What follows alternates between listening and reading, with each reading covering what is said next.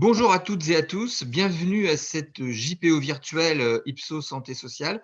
Je suis Dominique Poirier, je suis le directeur d'Ipsos Campus et plus particulièrement en charge des formations d'Ipsos Santé Sociale avec ma collègue Séverine qui va se présenter dans quelques instants, qui elle est coordinatrice pédagogique des formations santé sociale. Séverine? Bonjour à tous, donc je suis Séverine Daubigné et je suis coordinatrice pédagogique sur ITSO Santé Sociale et notamment sur la partie suivi des stagiaires. Donc bienvenue à tous et à toutes. Donc, nous allons vous présenter les classes passerelles des métiers du paramédical. Donc, ça va se dérouler en plusieurs phases. Donc, dans un premier temps, je vous présenterai les étudiants qui sont concernés par ces formations, les objectifs pédagogiques, etc. Dans un second temps, Séverine vous présentera la manière dont on recrute les étudiants, dont on assure leur suivi, dont on assure leur évaluation. Dans un premier temps, nous allons regarder les étudiants qui sont concernés par ces études. Nos classes passerelles s'adressent aux bacheliers qui souhaitent intégrer une école paramédicale à dominante scientifique. Elles s'adressent à tous les élèves, y compris ceux qui n'ont pas de bac à dominante scientifique. Donc, nous ne refaisons pas le programme scientifique des classes de terminale, mais on commence à travailler très concrètement les programmes des écoles paramédicales. Nos classes passerelles s'adressent aux élèves qui souhaitent développer leurs connaissances et leurs compétences scientifiques pour présenter un dossier auprès d'une école paramédicale via Parcoursup ou en fonction de certaines écoles pour présenter des épreuves de sélection qui se déroulent toujours sur dossier.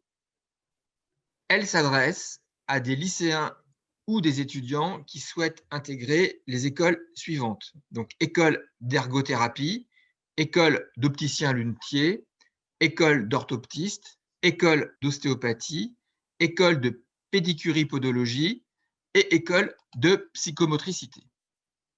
Donc, notre classe passerelle vise principalement deux objectifs.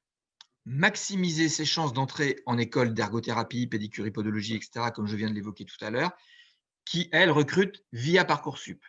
À noter que le recrutement des kinés et de certaines écoles d'ergothérapie se fait via la PASS, donc la première année des études de santé, plus communément appelée première année de médecine.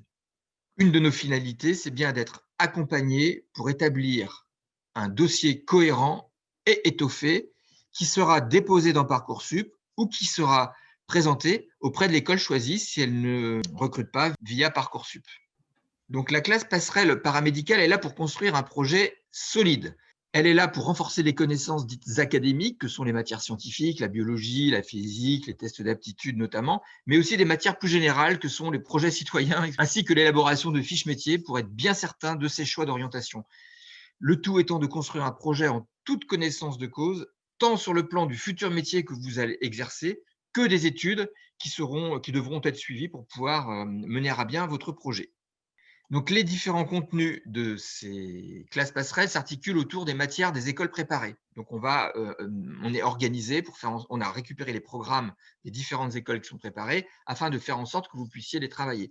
Donc, on reprend les fondamentaux uniquement en fonction des programmes des écoles visées par nos étudiants pour leur donner un temps d'avance quand ils commenceront leur programme. On travaillera par exemple en bio, l'anatomie, la physio, la physiopatho, mais aussi les principales pathologies rencontrées. La pharmaco, par exemple. En physique, on travaillera l'acoustique, la biophysique, l'électricité. On traite des matières qui sont traitées dans les programmes des écoles préparées sans fioriture, sans s'égarer. On travaillera également la valorisation du parcours pour travailler la motivation, pour renforcer son dossier de présentation qui sera déposé, comme je l'évoquais tout à l'heure, sur Parcoursup ou directement auprès des écoles qui recrutent en dehors de Parcoursup. À présent, nous allons vous présenter le suivi des étudiants. Donc, je vais laisser la parole à ma collègue Séverine qui va vous présenter la manière dont elle travaille le suivi des étudiants tout au long de l'année. Donc, en sachant qu'elle intervient du recrutement des étudiants, donc c'est elle qui sélectionne les dossiers des étudiants, qui les rencontre si besoin et qui assure le suivi tout au long de l'année. C'est l'interlocuteur privilégié des étudiants, des familles, mais aussi de l'équipe pédagogique. Donc, Séverine, je te laisse la parole. Merci Dominique. Donc oui, pour en arriver plus particulièrement sur le suivi des étudiants, alors ce suivi est assuré par le coordinateur pédagogique de la classe passerelle afin d'avoir qu'un seul interlocuteur. C'est important. C'est important pour les étudiants, mais aussi pour les familles. Cet interlocuteur a aussi pour charge d'assurer l'alimentation de notre plateforme pédagogique Web Campus. C'est une plateforme qui existe chez Ipsos Santé depuis déjà plus de 20 ans. Cette plateforme a pour objectif de mettre à disposition des supports de cours, des évaluations, mais aussi une messagerie qui permet à l'ensemble des acteurs de solliciter l'ensemble des protagonistes de la formation, c'est-à-dire les étudiants, les coordinateurs promo, mais aussi les intervenants. Donc chacun peut communiquer les uns avec les autres par l'intermédiaire de cette plateforme pédagogique. Alors, c'est bien entendu un outil qui permet le suivi des étudiants.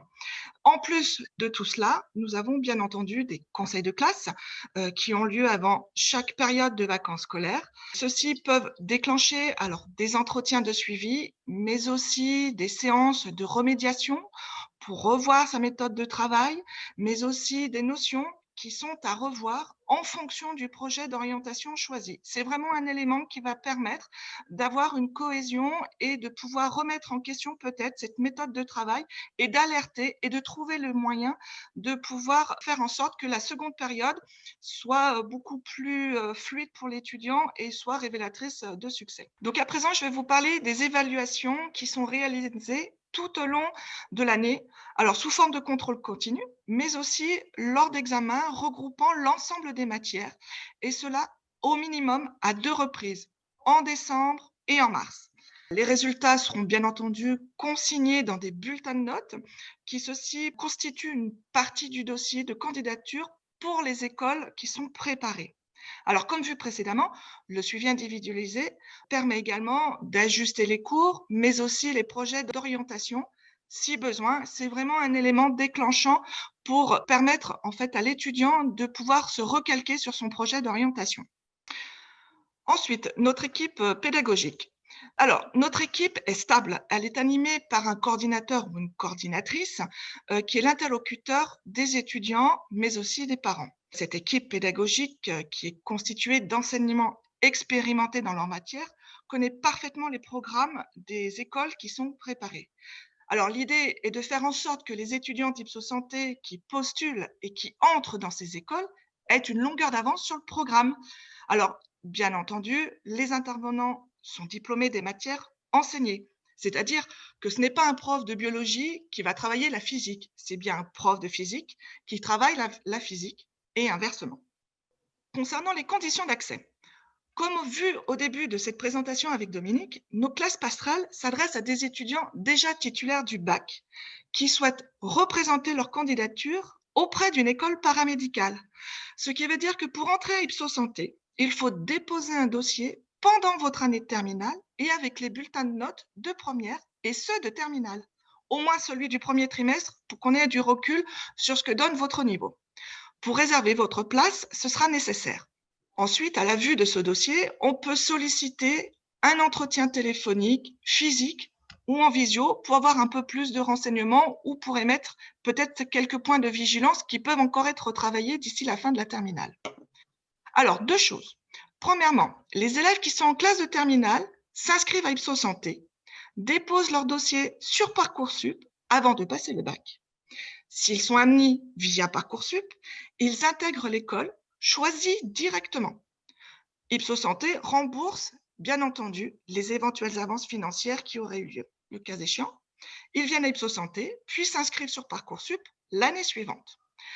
Dans un deuxième cas, nous avons les étudiants qui sont déjà titulaires du baccalauréat.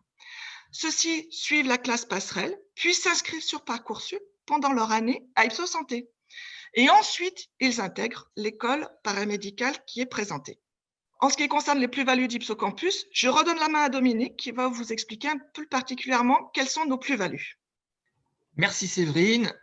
Effectivement, je vais vous présenter les plus-values de nos différentes écoles qui sont réparties sur l'ensemble du territoire rhône-alpin, puisque nous avons une école qui se situe à Annecy, l'autre à Grenoble et l'autre à Lyon. Donc les plus-values d'Ipsocampus, c'est d'avoir réussi à fidéliser ces intervenants et de se permettre de dire que nous avons une équipe pédagogique stable qui connaît parfaitement les programmes des écoles qui sont préparées.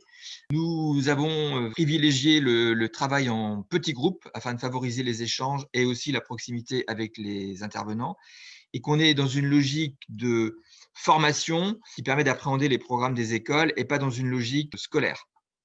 Nos différentes écoles sont des établissements qui sont dans des environnements sécurisés et calmes. Elles sont toutes accessibles par les transports en commun.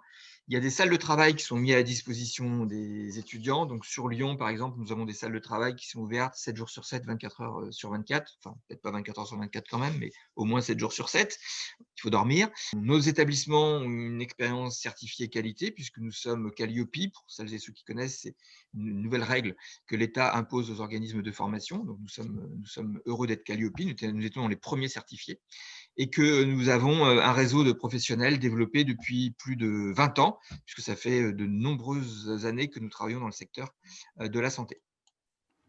Nous allons à présent aborder les questions. Alors, en fait, pour ne rien vous cacher, il y a de très, très nombreuses questions qui arrivent sur cette journée porte ouverte virtuelle. Et ce que nous vous proposons, c'est de nous retrouver sur notre foire aux questions qui se trouve sur notre site www.ipso-santé-sociale.com.